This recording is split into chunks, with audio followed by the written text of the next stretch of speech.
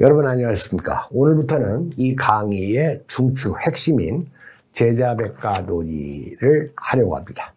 그 제자백가 논의에 앞서서 합종연행 때문에 진나라가 육국을 통일하게 되니까요. 합종연행을 하면서 종행가에 대해서 알아본 다음에 본격적으로 제자백가 편으로 들어가겠는데, 그렇게 될 적 우리가 제목에 있는 춘추전국의 영웅과 스승들에서 영웅들 편에서 스승들 편으로 옮겨가는 이러한 그 진도 과정이라고 아시면 되겠습니다. 네. 그래서 오늘 논의할 두 개의 주제는 합종연행과 제자백가입니다. 여러분들은 그 합종연행이라는 말을 많이 들어서 알고 있을 겁니다. 네. 특히 우리나라에서 그 정치 집단들의 이합 집산이 이루어질 때 합종연행이라는 말을 써요. 네. 그런데 이 말은 사실 중국 전국시대에 가장 강한 나라였던 진나라, 그리고 나머지 6국인 초, 연, 제, 한, 위, 조 사이에 1대 6의 외교 전술을 가리키는 말입니다.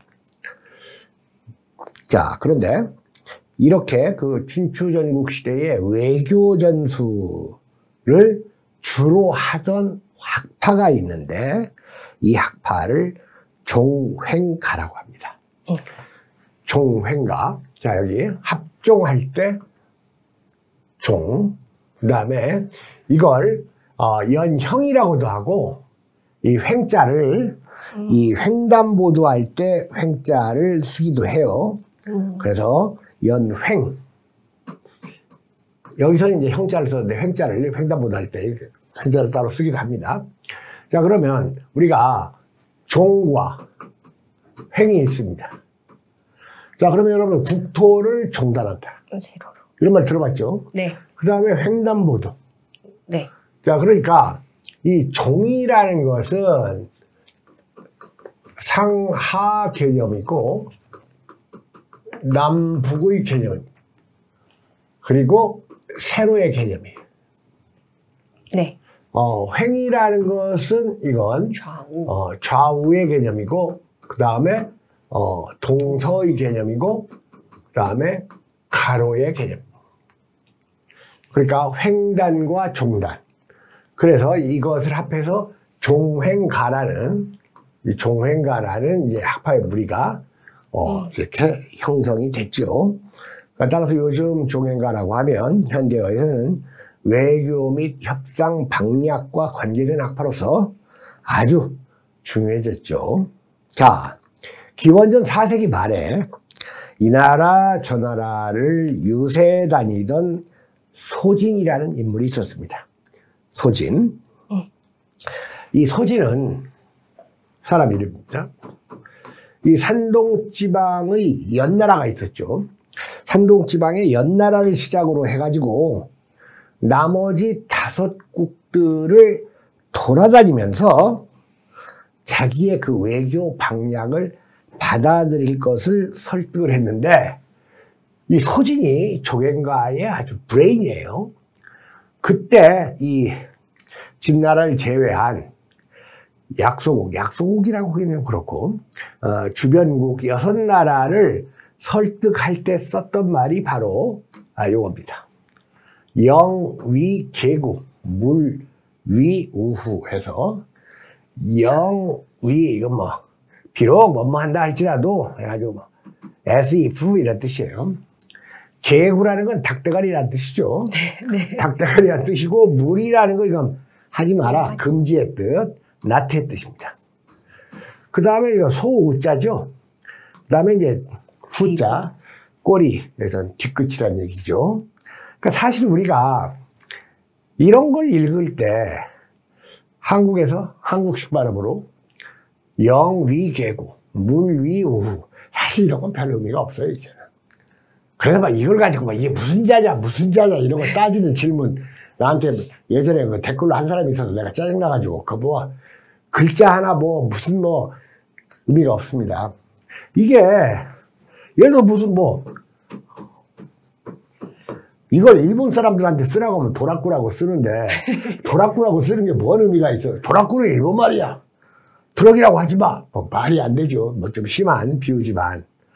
그러니까 영계고 물이 우 해가지고 비록 닭대가리가 될지언정 속꼬리는 되지 마라 이런 뜻이죠. 네. 그러니까 이제 이건 중국식으로 뭐 닝웨이 지코 그렇게 말합니다. 닝웨이 지코 그 다음에 오웨이 니오 호 이렇게 발음이 나요.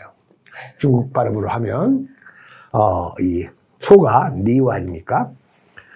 그러니까 사실 이렇게 저처럼 발음해야지 이게 의미가 있는 거죠. 영이 되고 무리우보다도 닝웨이 지코 그 다음에 오웨이 니오 호 이렇게 발음이 납니다. 그럼 어찌됐든 간에 닭대가리가 될지언정 속꼬리는 되지 마라. 이 말 뜻이 뭔지는 알죠. 근데 사실 따지고 보면 속꼬리가 훨씬 비쌉니다. 먹을 것도 많고 닭대가리는 좀 쓸모는 없는데 제가 예전에 알고 있었던 그 우리나라 그 컴퓨터 산업을 일으켰던 그 회사의 부회장이셨던 분이 있는데 이분이 자기 형 밑에서 이제 부회장을 했어요.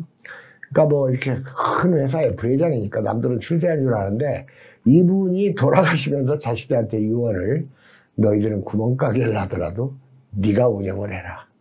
이런 유언을 남겼다고 하는데 평생 이 재벌기업의 부회장을 하셨던 분의 유언답죠. 바로 그 사람의 유언이 이거예요. 예. 자, 그런데 이제 이런 식으로 이렇게 그 산동 육국을 종적으로 연합, 그러니까 약한 놈들끼리 모여서 진나라에 이 대항을 하자. 공수 동맹을 맺도록 이 외교 전술을 제시했는데 그것을 합종책이라고 합니다. 그런데 이 소진의 친구였던 장의, 친구였고 같은 문화생이에요. 귀곡자 선생의. 장의는 합종이라는 것은 일시적 허식에 지나지 않는다. 진을 섬겨야 한다. 하면서 산동 육국을 돌면서 각각 설득을 해가지고 진이 산동 육국과 개별로 횡적 동맹을 맺게 하는데 성공을 합니다. 그러니까 여기서 이걸 알아야 돼요. 합종책은 약한 나라 편이고 이 연행책은 이건 사실은 진나라를 위한 겁니다. 그래서 이것을 이제 연행이라고 하는데 바로 진나라는 합종을 타파해버리고 산동 육국을 차례로 멸망시켜 중국을 통일을 하게 되죠. 네. 그러니까 이제 뭉쳐야 산다는 논리가 합종책이고 나만 어떻게 좀 이 강한 나라하고 좀 잘해보자 이런 식으로 개별 플레이를 하겠다는 게 연행책인데 그 연행책이 먹혀 들어가가지고 진이 이 산동 육국을 통일하는데 결정적으로 이 영향을 미치게 됐다는 것을 아시면 되겠습니다. 그런데 이러한 그 소진이나 장의의 스승이 있어요. 귀곡자입니다. 이름이 귀곡자. 예, 우리 기조한 쌤이 딱 준비를 해오셨습니다. 귀곡자라는 책이 있죠. 그리고 이제 그동안은 우리 그 공 선생이 쓰신 또 춘추전국 이야기가 우리 텍스트에 따면 당분간은 또 우리 그 신동주 선생이 쓴 그 춘추전국의 제자백과를 또 텍스트로 삼다는 것도 여러분들에게 알려드리고 공원국 선생이 춘추전국 이야기 돼 있죠. 근데 이제 귀곡자에서 귀신 같은 고수의 승리 비결 해서 그런데 이 귀곡자가 바로 합종과 연행의 주도자였던 소진과 장의의 스승입니다. 스승이라고 전해져요. 근데 사실 이 귀곡자가 실존 인물이었는지는 확실치 않습니다. 여러분 손자병법에 손무 있죠? 네. 손무도 실존 인물인지 아닌지 확실치가 않아요. 그러니까 약간 신화적인 인물들. 이렇게 신화적인 인물들은 이제 귀곡자 선생이 있고 손무도 있고 그 다음에 편작이라고 들어보셨어요? 편작. 그다음에 백락. 백락은 들어가. 이 백락은 이제 말 다루는데 아주 신의 경지에 든 사람이죠. 네. 손모는 이제 병법이고, 이 편작은 의성입니다. 히포크라테스를 능가하는 성이에요. 그러니까 우리나라 송강 정철이 쓴 삼인곡에 보면 자기가 그 선조 임금에 대해서 그리워하는 병, 이 상사병에 걸렸어. 상사병에 걸려가지고 이런 구절이 나와요. 편작이 열이 오나 이 병을 어떻게 하리. 그래서 이렇게 훌륭한 의사가 열이 오더라도 자기 병을 고칠 수가 없을 것이다. 이런 식으로 또 아부하는 화법을 구사하는 구절이 삼인국에 나오죠. 근데 사실 이런 사람들은 다 실존 여부가 확실치는 않은 인물들인데, 아무튼 이 귀곡자는 유세학의 귀재입니다. 여러분, 유세가 무슨 뜻입니까? 선거 유세, 이런 말 많이 쓰죠. 네. 그러니까 한국에서는 이게 이렇게 선거 운동하는 걸 이제 유세라고 하는데, 결국 자기의 주장을 남에게 펼쳐가지고 설득하는 거 아닙니까? 그래서 이 수전국 시대에는 이 선거 유세가 아니라 이러한 그 사상가, 학자들이 대부나 그리고 제후를 만나가지고 자기의 의견이나 주장을 펼치는 행위를 유세라고 했고, 우리가 알고 있는 제자백가의 스승들인 공자, 맹자, 순자, 묵자, 장자, 한비자 등이 모두 유세를 다녔는데, 이 진정한 스승들은 대부분 다 유세에서는 실패한 사람들입니다. 아무래도 그 언어를 통한 설득이 중요하죠. 그러므로 종행가의 무기는 언변입니다. 자, 그런데 이렇게 말만 앞세우는 행위, 이런 걸 제일 싫어하는 게 또, 그리고 이렇게 속된 행위를 제일 싫어하는 게 육아 아닙니까? 그러니까 육아 얘들은 제일 단점이 말로는 제일 착한 놈들이야. 실제로 당대 사회에는 큰 이득은 못 주지만 오랜 세월이 지나면서 인류의 이제 스승 역할을 하게 됐는데, 특히 말 그대로 그냥 완전히 이 육아들, 아주 골수 육아들은 이 종행가를 아주 저주했었습니다. 자, 그래서 하나, 이 귀곡자의 내용은 모두 소인들이 사용하는 뱀과 쥐새끼의 지혜에 지나지 않는다. 세죠. 뱀과 쥐새끼. 그냥 쥐라고 해야 될 텐데 새끼자까지 붙였어. 이를 집안에서 쓰면 집안이 망하고, 나라에서 쓰면 나라가 망하고, 천하에서 쓰면 천하가 망한다. 4대부들은 의당, 침을 뱉듯이 이를 내 던지며 좇지 말아야 할 것이다. 이 송념이라는 이 송나라 때의 유학자의 말입니다. 그러니까 이렇게 막 아주 지독한 이 꼴통들이 육아에는 좀 많아요. 그러나 말이 좀 심하기는 했지만 육아가 종행가를 비판하는 건 나름 일리가 있어요. 평소 육아가 주장하던 거하고 네. 배치가 되니까요. 그런데 이 종행가는 육아만 비판한 게 아니라 법가도 비판을 했어.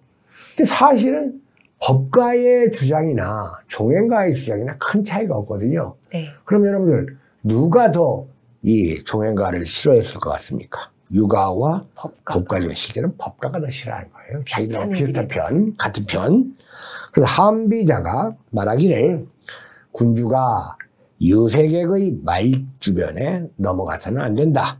신하들은 제후국의 여러 유색액을 불러들이고 군주 앞에 내세워 교묘한 언변과 헛된 말로 군주의 마음을 허문다. 이렇게 이 종행가를 한비자가 비판을 했어요. 그러니까 이 법가의 그 뭐 최고라고 하는 이 한비자가 이 종행가를 비판하는 데는 약간 모순도 있고, 또 한비자는 언변이 좋은 사람을 좋아했을 수가 없어요. 네. 왜냐하면 한비자 자신이 이 말 더듬이었다는 이러한 그 설이 있습니다. 네. 자, 제자백가의 일방적인 종행과 비판은 정당하지 않았습니다. 그러나 노련하고 아주 세상 물정에 밝은 종행가들의 눈에는 오히려 다른 학파의 유세는 초딩 수준에도 미치지 못한 것으로 볼 수가 있죠. 자식들, 니들은 아마야, 아마. 아마. 그러나 사실 그 종행가의 논리는 다른 제자백가들의 주장처럼 그렇게 속되고 그리고 세속적인 것만은 아니었습니다. 종행가의 논리는 외교와 협상이 중시되는 현대는 다른 무엇보다도 중요하죠. 네. 그래서 여러분들 참고로 이 합종책으로 전국시대를 풍미했던 소진의, 아까 제가 소진이 종행가의 말 그대로 브레인이라고 했죠. 네. 소진의 유세술 7단계를 보면 이 종행가의 논리가 대단히 예리하고 정교했다는 것을 알 수가 있습니다. 그래서 여기서 지금 소진의 유세술 7단계가 있습니다. 제1단계 열예에서 상대방을 칭찬하여 기분을 고양시킨다. 그러니까 이런 행위가 유가들의 눈에는 교원 영세. 좋게 비칠 수가 없죠. 말 그대로 우리 방금 기재환 선생님이 얘기했던 대로 그 공자가 얘기한 교원 영색자치고 선의. 선한 놈 없더라. 양쪽이 다 맞아요. 근데 지금 이 사람은 선한 행위를 하려고 하는 게 아니라 네. 그다음 두 번째로 이 협해가 있습니다. 자기 권고를 듣지 않으면 해가 미칠지를 말했다. 해서 약간 협파가 나 있듯이 있죠. 다음 세 번째, 시성, 보일 시자죠. 마음을 열어 정성을 보인다. 시성. 네 번째로 명세, 분명하게 하다. 형세 해서 대세를 명확히 밝혀주면서 깨우친다. 자, 그 다음에 다섯 번째로 유리, 끌어들인 유자죠. 이익이 되는 바를 알려 설득한다. 그러니까 아까는 해가 될 수 있다. 이번에는 내 말을 들으면 이익이 된다. 어느 게 더 잘 먹히겠어요? 이것보다는 내 말 안 들어봐야 너만 손해다. 이걸 하는 게 훨씬 잘 먹힙니다, 사실은. 자, 그 다음에 이제 격언, 아주 격발시키다 이 뜻이죠. 해서 상대의 자존심을 건드려 분격시킨다. 마지막으로 이제 결력입니다. 상대가 우물쭈물 결단하지 못할 때 강하게 밀어붙인다 해서 말 그대로 유세의 7단계. 소진이 제시한 유세의 7단계가 벌써 2500년 전의 시점임을 감안하면 대단히 정교하고 날카로웠다는 것을 알 수가 있습니다. 현대 중국에서 문화 대혁명이 한창 진행되던 1968년 4월 30일에 이제 홍위병, 그 홍위병들을 배후에서 네. 조종했던 게 그 마오 아닙니까? 그런데 이 홍위병의 난동이 통제의 선을 넘었죠. 네. 여러분, 우리 저기 광개토왕 능 가면 그때 홍위병들이 다 거기 광개토왕 능도 해집고 다녔고, 그 곡부에 가보면 그 공자 유적도 홍위병들이 깨부수고 그랬죠. 그러니까 이 나쁜 집단, 단체를 얘기할 때 이제 홍위병의 비유를 하죠. 네. 그래서 요즘 이게 정치적인 이 빠들을 이제 홍위병에 비유하기도 합니다. 그런데 이 마오쩌둥은 이 홍위병의 공격 대상에서 사실은 이 주울레, 저우원라이까지도 자유롭지 못했어요. 그러던 어느 날 그들을 이제 그 관저로 초빙해서 마오가 말합니다. 자, 우리 오늘은 단결 모임입니다. 우리는 어쨌든 단결해야 하지 않겠습니까? 처음에 나는 어찌된 영문인지 잘 몰랐습니다. 제가 전에 회의에서 여러 말을 한 것은 모두 푸념에 불과한 것이지만 그래도 그런 말을 나는 당 회의에서 했으니 뭡니까? 음모가 아니라 양모입니다. 앞으로 무슨 의견이 있으면 나에게 직접 해주시기 바랍니다. 자, 마오의 사진 한번 보여주시죠. 네, 이게 이제 참, 특이한 사람이죠. 그리고 아주, 이 범인들로서는 접근하기가 참 어려운, 사람인데, 어쨌든 여러분, 음모와 대비되는 것이 양모입니다. 그런데 이 일을 꾸밀 때는 은밀하게 시작을 하고, 때가 이르면 이걸 공개화하는 것. 이것을 음도양치라고 합니다.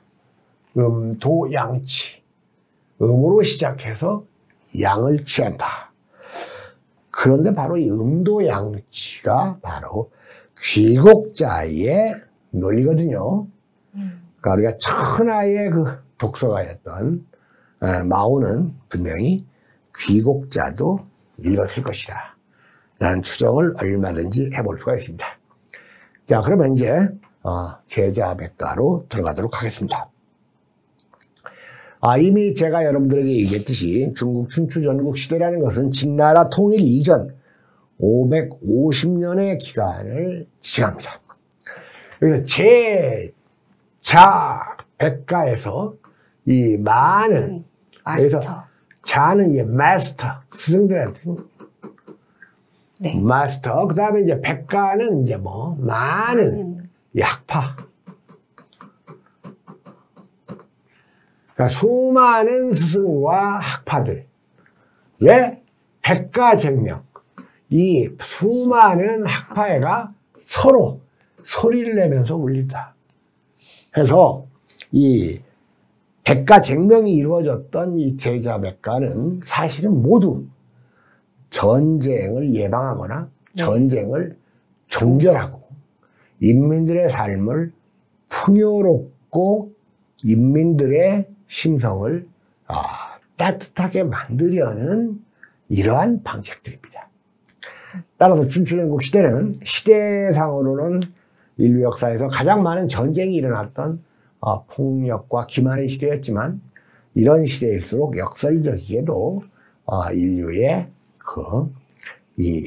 인류의 교훈이 되는 학문이 이루어졌다는 것을 우리가 알 수가 있겠습니다. 자, 지금 이 책이 나와 있습니다. 이게 신동준 선생이 한 재작년인가 작고하셨죠. 네.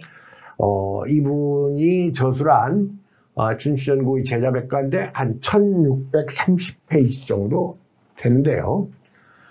이분 책을 기본 텍스트로 해서 제자백가 이야기를 하겠습니다.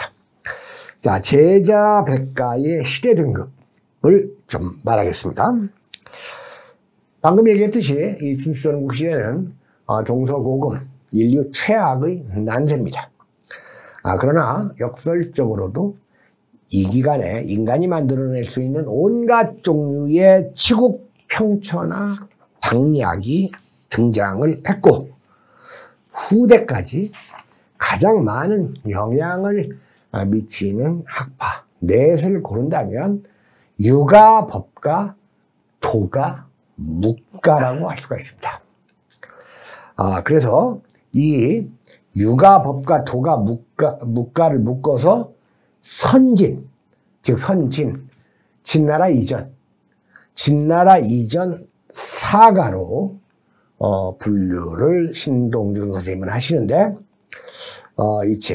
이 책에 있는 내용을 좀 참고로 하고 저의 의견을 좀 덧붙여가지고 오늘부터 당분간 이 제자백가 논의를 아마 좀 길게 최소한도 10여 차례 이상 15차례 아마 이 강의의 끝까지 할지도 모르겠습니다. 이 강의의 마지막은 이 진나라가 통일을 달성하는 그 상황과 진나라 진시황 이야기를 하고 끝을 맺을 생각인데요. 그 전까지 이 제자백가의 스승들 얘기를 좀 많이 하도록 하겠습니다. 자, 그러면 잠깐만요. 이걸 좀 다른 걸로. 네, 잠시만요. 자, 그러면 선진 사가를 유가, 법가, 도가, 묵가라고 했죠. 예. 유가,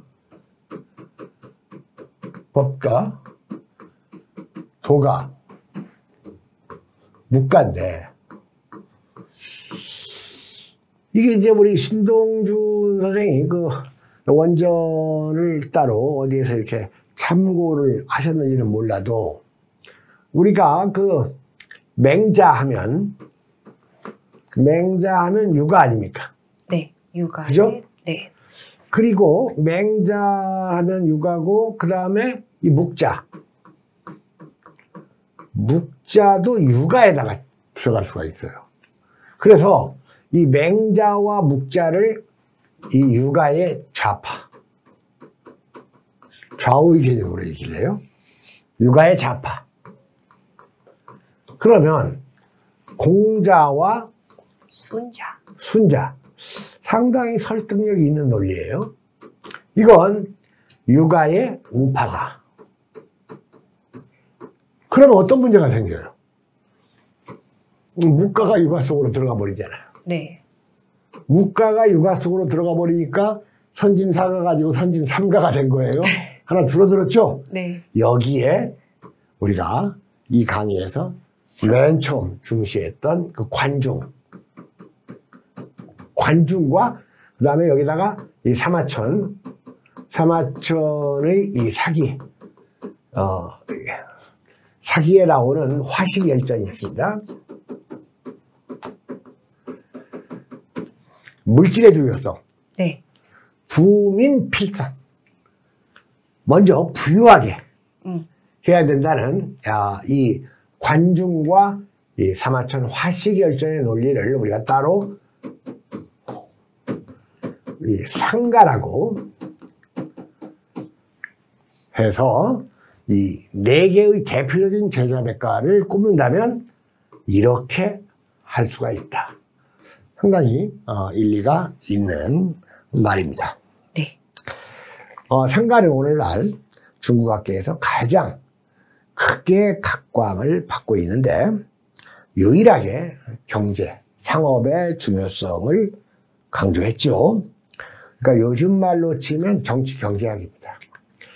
사실 저도 요즘 들어서 이제 산업 공부도 하고 경제 공부도 좀 따로 해보니까 이 정치만 알고 경제만 알고 하나만 알아서는 이 거시적이고도 종합적인 네. 이 안목이 안 나와요.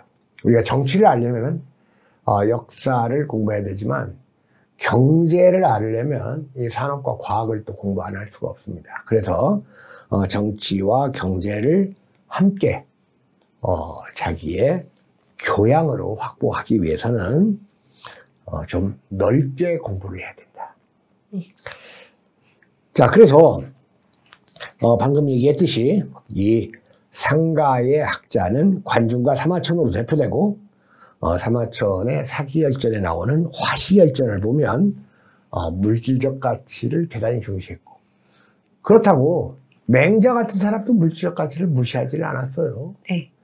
항산이라야 항심이다. 그래서 이 생산이 있어야지 마음도 굳어진다. 또 공자도 그런 걸 부정하지 않았습니다. 그러니까 여러분들, 우리가 보통 가치를 따질 때 정신적 가치가 있고 물질적 가치가 있죠. 네. 그런데 이 정신적 가치만 중시하는 놈들도 이게 막힌 놈들이에요. 물질적 가치만 내세우는 놈들도 이게 대바라지고 속된 놈들입니다. 그런데 여러분들에게 어떤 논의를 시켜보면 너도 나도 다 정신적 가치를 강조하는 주장을 많이 해요. 네. 위험한 겁니다, 그거.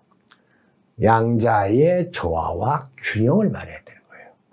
근데 이제 사람들이 그 정신적 가치를 더 많이 논의하는 이유는 균형과 조화가 이루어지지 못하고 물질적 가치가 너무 중시되니까 이제 상대적으로 정신적 가치를 강조하는데, 정신적 가치, 물질적 가치, 이것은 동시에 중요하다. 그래서 정치와 경제가 동시에 중요한 것처럼 인식을 하시기 바랍니다. 네. 이 제자백과의 백과쟁명은 치국 평천화의 목적인 치도와 치수를 둘러싼 논쟁입니다. 이런 분석 틀을 적용할 경우에 이 제자백과는 왕도와 패도가 대립하는 이런 악파입니다. 왕도와 패도가 대립했다. 자, 왕도라는 건 뭐냐? 왕도라는 건 주나라, 사실 주나라 무왕이 찬역을 한 거죠. 찬역을 했지만 이 찬역을 역성혁명으로 미화시키면서 만들어낸 천명론. 이 천명론이 왕도입니다. 다시 그래서 왕도는 칠판을 하겠습니다. 네, 왕도는 이 백성에게 덕을 베풀어 민심을 얻는 덕치를 통해서만 천하를 하나로 만들 수 있다는 논리입니다. 그러니까 다시 이제 아까 그건 맨 나중에 보여주시면 네. 됩니다. 왕도, 패도가 있는데 덕치, 천명론. 근데 덕치라는 말을 맨 처음 쓴 게 이제 맹자예요. 맹자도 주장의 선명성. 입으로는 맹자 따라갈 사람이 없죠. 네. 그러니까 이 덕치라는 말도 썼지만 또 맹자는 동시에 여러분들 그 맹자의 그 유명한 폭군방벌론 말 들어봤죠? 네. 폭군방벌론. 이런 것도 사실 무시무시한 논리죠. 폭군방벌론. 폭군은 그건 왕이 아니다. 이 폭군이면 이미 왕이 아니고 이 새끼는 논팽이에 불과하니까 이런 놈은 아니야. 죽이거나 내쫓아도 된다. 이게 무시무시한 논리예요. 이걸 받아들인 게 우리가 삼복 정도전 아닙니까? 네. 그래서 이 폭군은 군주가 아니라 한 사내에 불과할 뿐이니 그를 죽이는 것은 시해가 아니다. 방벌일 뿐이다. 해서 이런 주장을 펼치고 다녔으니까 당시 군왕들이 맹자를 난감하게 생각하고 앞에서는 선생님 했지만 보내면서 아유 저런 새끼는 또 안 봐야지 틀림없이 그랬을 거예요.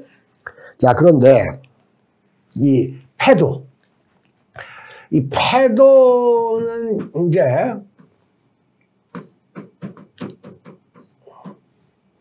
이 패도할 때 패자가 이런 건데 이건 이제 비호자하고 비슷하죠. 이건 가죽입니다. 가죽이건 달밤이에요. 그러니까 비에 젖은 이 가축이 아니라 가죽, 갑옷.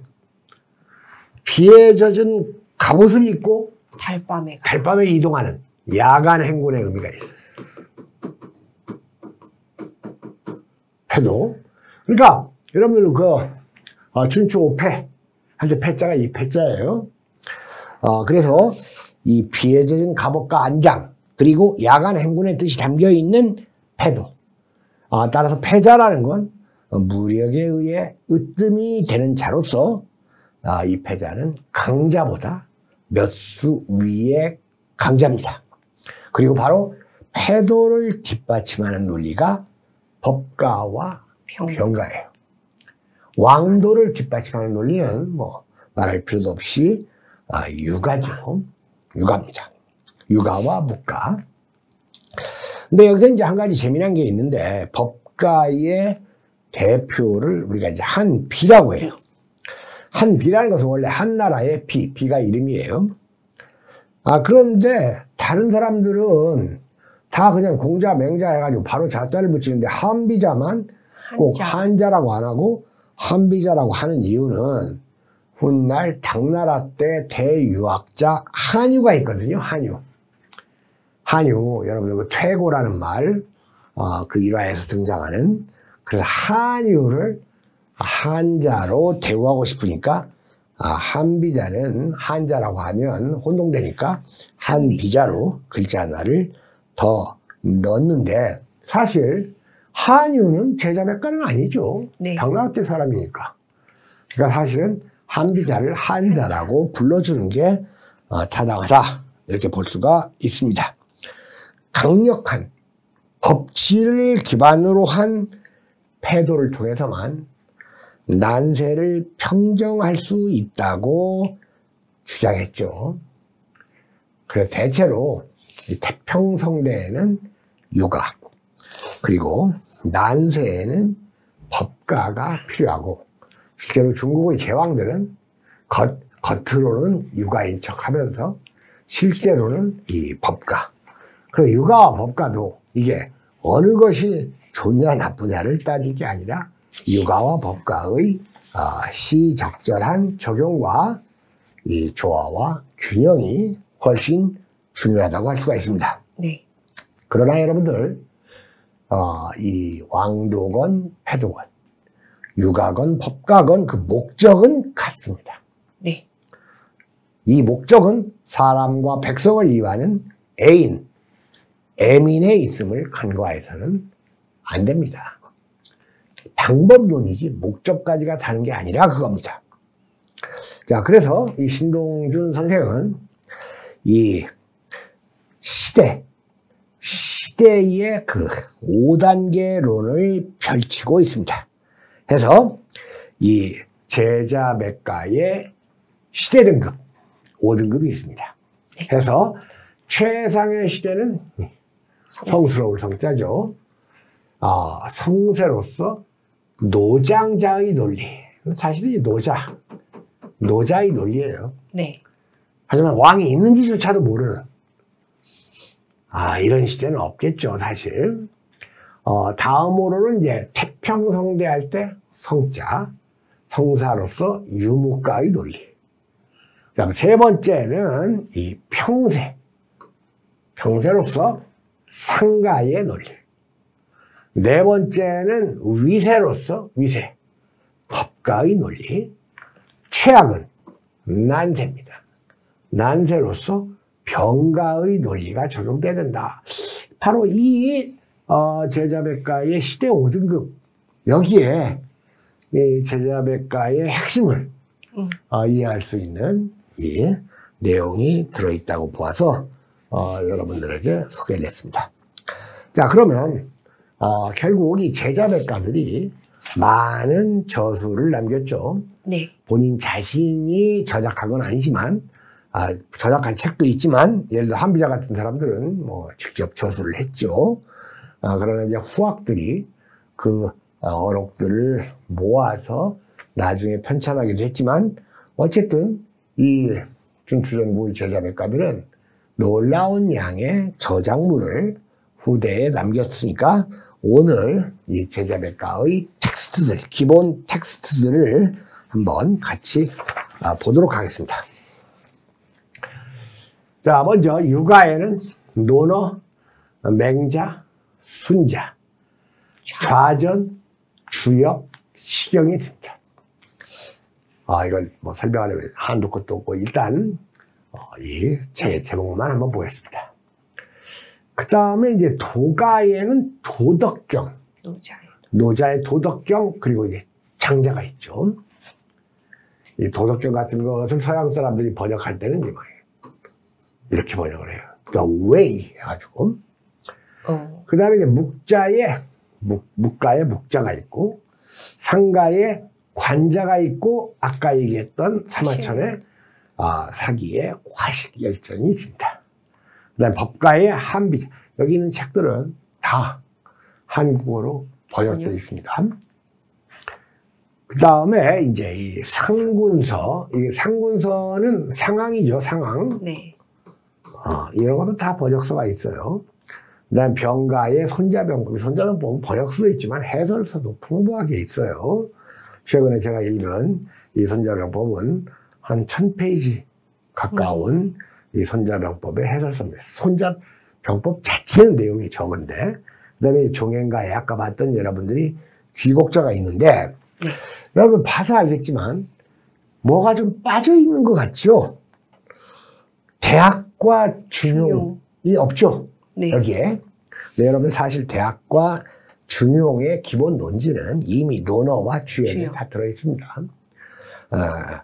자, 여러분들 좋은 책을 읽을 때 우리는 정독도 해야 되지만 반복해서 읽는 복독도 필요합니다. 그리고 하나의 좋은 책을 여러 번 읽는 이 복독도 필요하지만 같은 주제를 다룬 여러 책을 많이 읽는 다독도 필요해요. 그리고 별로 안 좋은 책은 듬성듬성 읽어도 됩니다. 그걸 발췌 독이라고 하고, 발췌 독보다 더 좋은 것은 읽다가 마음에 안 들면 던져버리는 방법도 있습니다. 우리가 책에 있는 내용을 다 믿을 바에야 그 책을 던져버리는 게 낫다고 하는 사람이 바로 맹자입니다.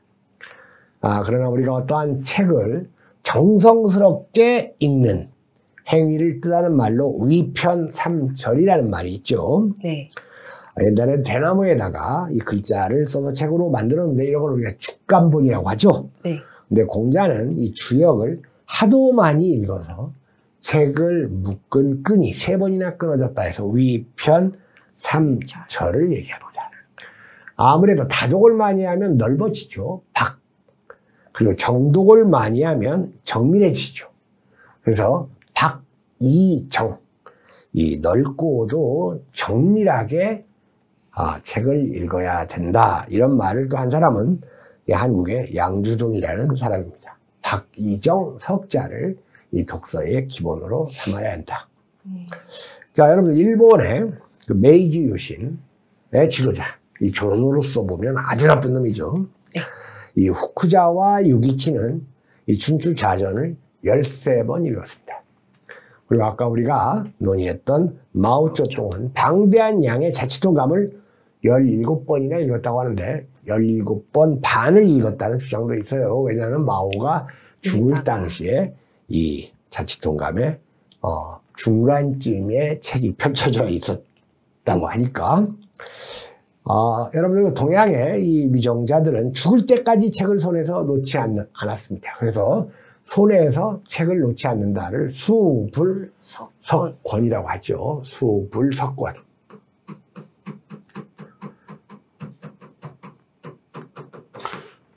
위편삼절 나왔죠. 위편삼절 3번 이 책을 묶은 것이 3번 끊어졌다. 이 책을 말할 때 이제 한우 충동이라는 말도 있어요.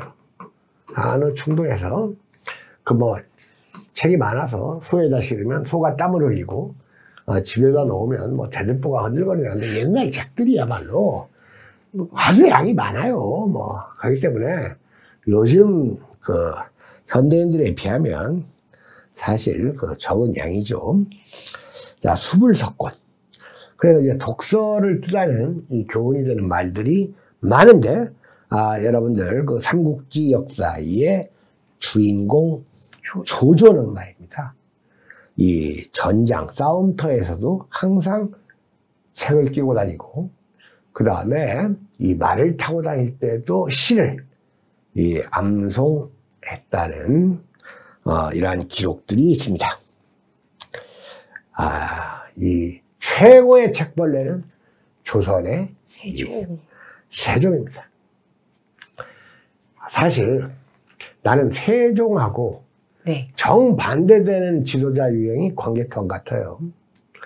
광개토왕이 18살에 왕이 돼가지고 그 길로 그냥 백제 천을에 가가지고 이 한강유역을 점령을 하는데 세종도 18의 왕이 되잖아요. 그래가지고 그 다음에 19살에 이 방대한 자치통감을 그 나이든 신하들 앞에서 자치통감을 강하고자 하노라 하니까 이 나이 먹은 신하들이 바짝 얼어가지고 너무 양이 많아서 좀 곤란하다고 이제 그러면 내가 줄여주겠다. 그러니까 놀라운 독서가죠. 세종이야말로. 세종이 건강을 해친 이유 같은 것이 이제 많은 독서. 그리고 독서를 많이 하면 자연히 운동 부족이 되죠. 그러나 이 위대한 지도자 가운데는 하나같이 애독가들이 많았죠. 그래서 중국 역사를 통틀어서 가장 교양 있는 형제로 꼽히는 강희제. 강희제 들어보셨죠? 네. 청나라. 이 강희제도 아주 호학가입니다. 그야말로 군막 안에서 서양 선교사들과 함께 삼각함수 문제를 풀었죠. 바로 이런 불황들, 황제들이 있었기 때문에 200만 명에 불과한 만주족이 수억 인구의 한족을 270년 동안이나 지배할 수 있었다는 말을 알 수가 있습니다. 박정희 시절 중앙정보부장이었던 김영욱의 회고록이 있습니다. 네. 뭐 요즘 이제 혁명과 우상이라는 제목으로 나와 있는데 그 김형욱의 회고록을 보면 이 김형욱이 아주 악랄한 정보부장이었지만 이 김대중은 좀 존경했다 이런 말이 있어요. 그 최근에 뭐 우리나라 이 민주당 쪽에 어떤 여자가 뭐 옛날처럼 이렇게 문재인을 욕했더라면 당무위가 됐을 것이다 이런 말을 네. 봤죠. 그게 왜냐하면 이 김형욱이. 김형욱이 파리 근교에 뭐 양계장에서 당무위장에서 죽었다는 당무위를 만드는데. 그렇죠. 아마 이제 갈았던 모양이에요. 네. 자, 그런데 김형욱의 그 회고록을 읽어보면 김대중은 회식에 나올 때 이 보자기에다가 책을 싸서 옆에 끼고 왔고, 다른 정치인들이 2차, 3차를 갈 때 혼자 슬며시 빠져나와서 여관방에 가서 이제 책을 읽었다고 하는데, 이 김대중 선생도 많은 독서를 한 것처럼 보이는데, 아마 다른 정치인에 비해서 상대적으로 많이 했다는 평가를 내릴 수가 있을 것 같지만 기본적으로 이 현장 정치에서 이 많은 일을 하다 보면 이 독서의 시간이 줄어들 수밖에 없죠. 네. 자, 그래서 과연 이 독서, 우리가 살아가는데 독서, 여행, 그 다음에 이제 사교, 물론 기본적으로 이제 가족 관계 이런 건 누구나 감당해야 될 몫이지만 이런 것들의 이 시간 배분을 어떻게 해야 되느냐. 그리고 나이가 들어갈수록 사실 독서는 아주 기묘한 취미. 그리고 어느 면으로 보면 독서는 필수지 선택이라고 하기가 어렵습니다. 네. 자, 오늘 강의는 이걸로 마치겠습니다. 수고하셨습니다. 네, 수고하셨습니다.